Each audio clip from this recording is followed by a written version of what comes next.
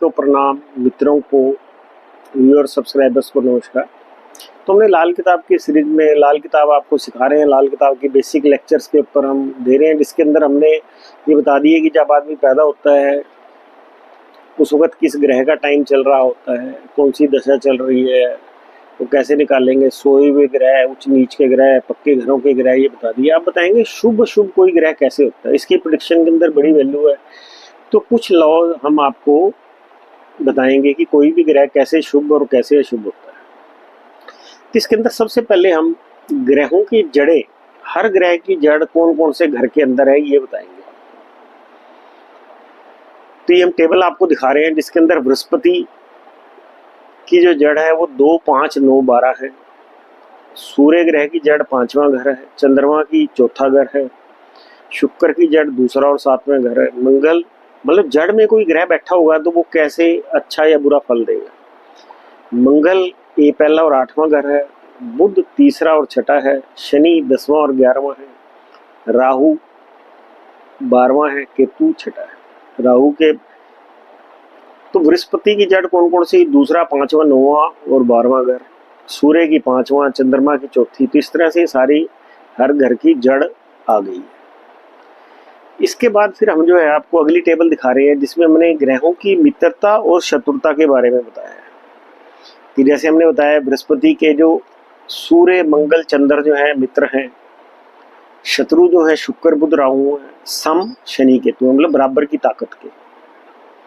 ऐसी सूर्य जो है उसके मित्र हैं बृहस्पति मंगल चंद्र, शत्रु हैं शुक्र शनि राहु केतु और बराबर की ताकत का है बुध।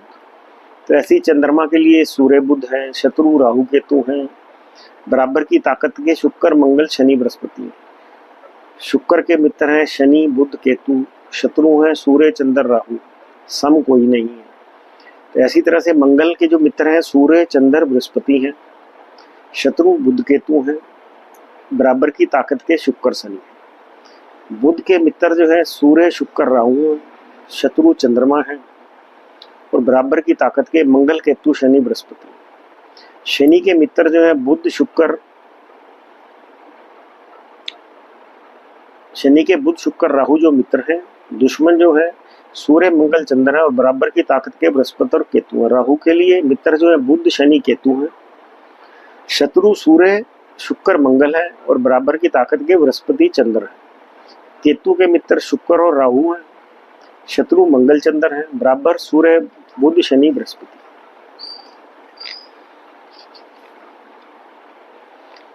तो ये मित्र शत्रु और सम का चार्ट है।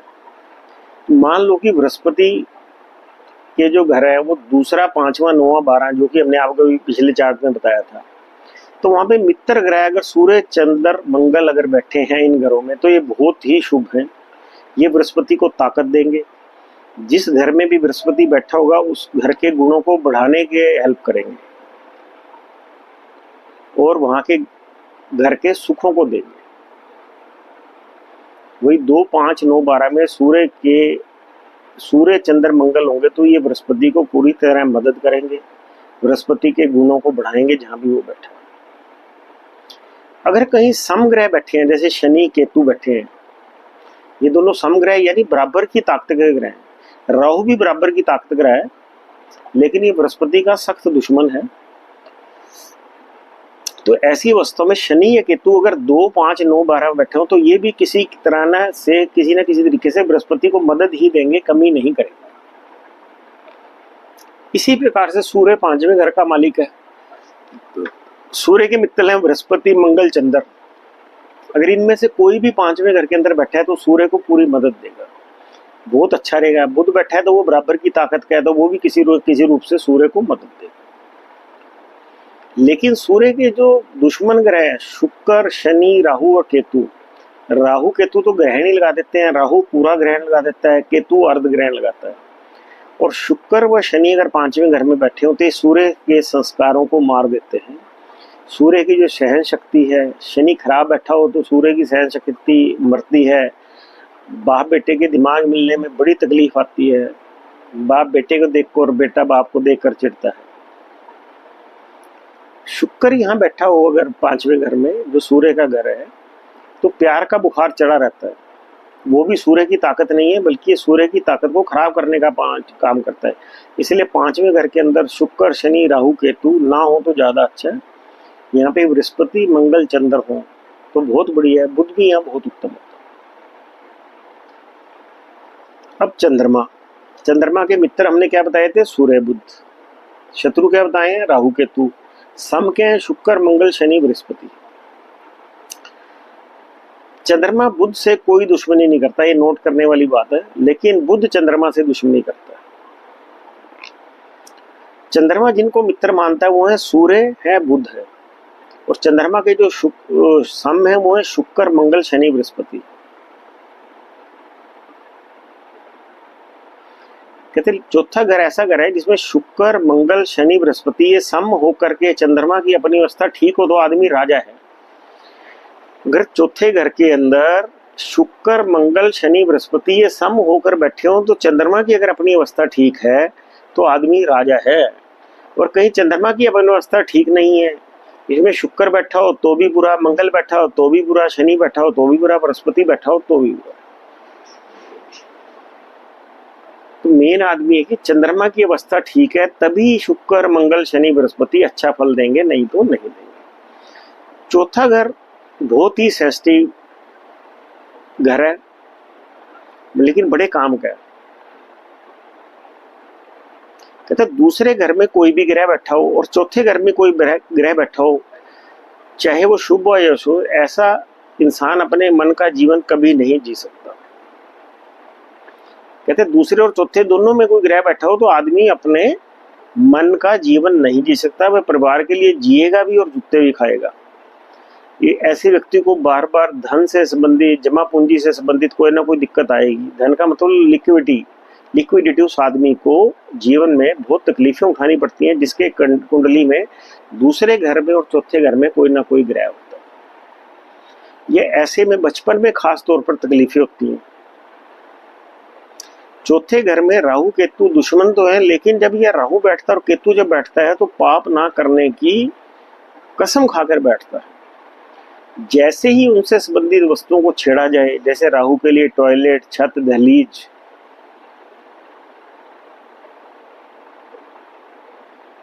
छेड़ा जाए तो राहु बुरा फल देता है चौथे घर के अंदर बैठा हुआ। और केतु क्या होता है? साला, बहनोई, भांजा। अगर इनके साथ लड़ाई कर ली जाए तो भी केतु बहुत बुरा फल देता है।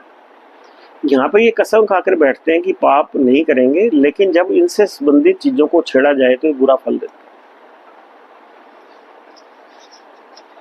शुक्र के मित्र ग्रह जो हैं वो है शनि, बुध और केतु। अगर ये दूसरे और सातवें जो कि शुक्र की जगह वहां बैठते हैं तो हमेशा अच्छे फल देते हैं, लेकिन केतु थोड़ी सी तकलीफ देता है। दूसरे घर में बैठे हुए की नगद पैसे में थोड़ी कमी करता है, लेकिन सातवें बहुत अच्छा होता है।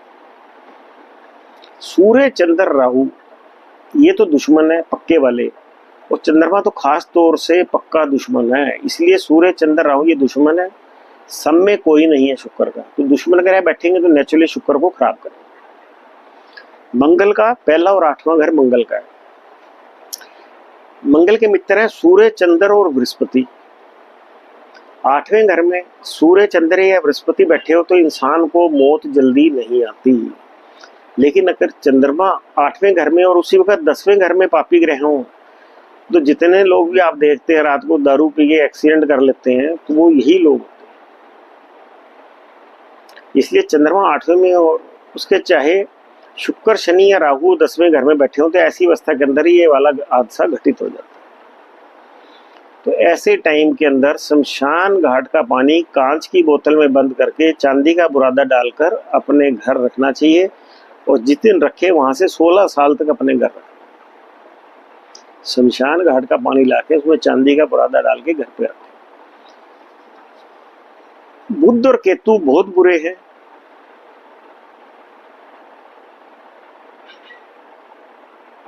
बुध और केतु शत्रु हैं। आठवें घर के अंदर दोनों अगर इकट्ठे बैठ जाए तो इंसान की मति भ्रमित हो जाती है।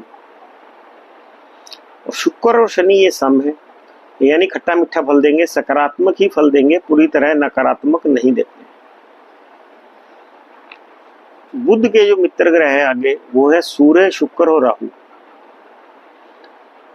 राहु के साथ तो एक गजब ताकत बनाता है, जबरदस्त। जितने भी टेक्निकल लोग हैं जो जबरदस्त किस्म की सोच रखते हैं, उनका बुध राहु किसी ना किसी अवस्था में जन्म कुंडली में इकट्ठा होता है। और शुक्र के साथ जब भी बुध मिलता है, ये साथ के साथ छोटे छोटे कि मंगल जरूर बद हो जाता है, लेकिन बहुत शनि बहुत शुभ हो जाता है। कि शुक्र के साथ जब भी बुध मिलता है तो मंगल बद हो जाता है, लेकिन शनि बहुत शुभ हो जाता है। बुध का जो शत्रु है वो है चंद्रमा। बुध का परम शत्रु चंद्रमा है, और बुध के सम जो है मंगल, केतु, शनि, बृहस्पति है। शनि के मित्र हैं बुध, शुक्र, राहु, तीनों ही हैं। तो कहते हैं, लेकिन ये जड़ यानी कि अगर 3-6 में इसके मित्र ग्रह बैठे हो तो बुध को मदद देते हैं। अगर दुश्मन ग्रह बैठे हो तो बुध अशुभ हो जाता है। मान लो 3 और 6 में अगर कहीं सूर्य, शुक्र, राहु हो तो बुध शुभ है, बुरा नहीं है, तो आदमी बिजनेस कर सकता है। चंद्रमा बैठा हो तो नौकरी करवाएगा। सम यानी कि मंगल, केतु, शनि, बृहस्पति।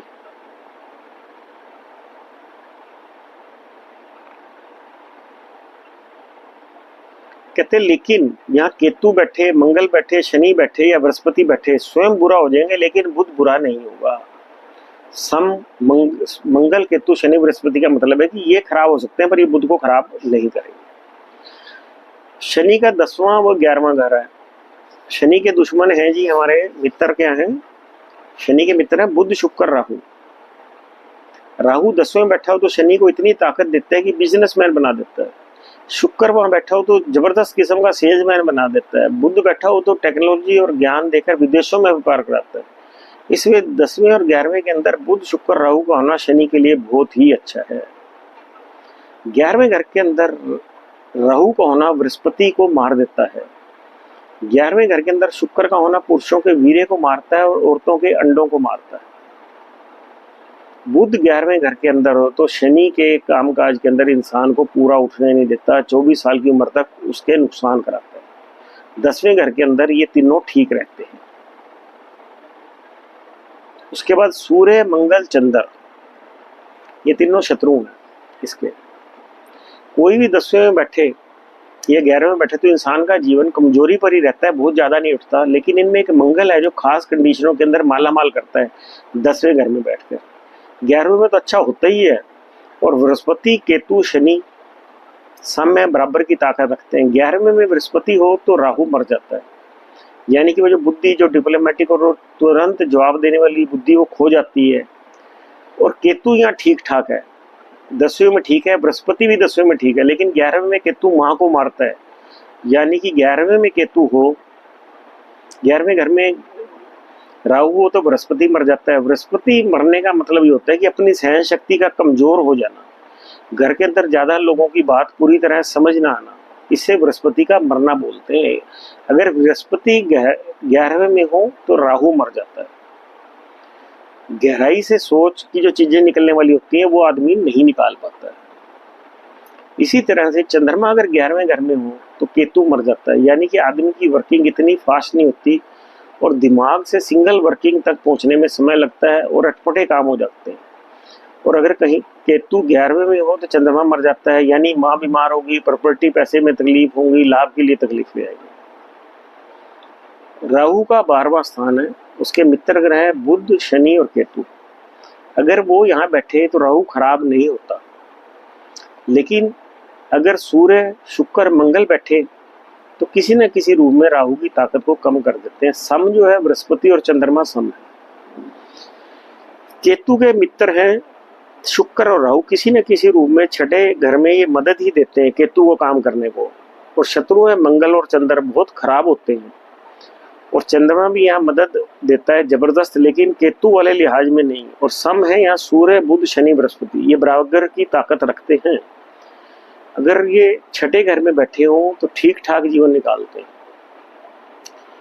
तो अब ये चार्ट बना के आप किसी भी कुंडली के अंदर ये सारी चीजें देखिए, इससे आप ये लगाए कौन सा ग्रह ठीक है, कौन सा नहीं है, जड़ की असूल के हिसाब से कौन सा ग्रह मित्र है, ये सारे मित्र, शत्रु, क्या बुरा अच्छा, ये सारा का सारा आप इनको चार्टों में अप्लाई करके देखो।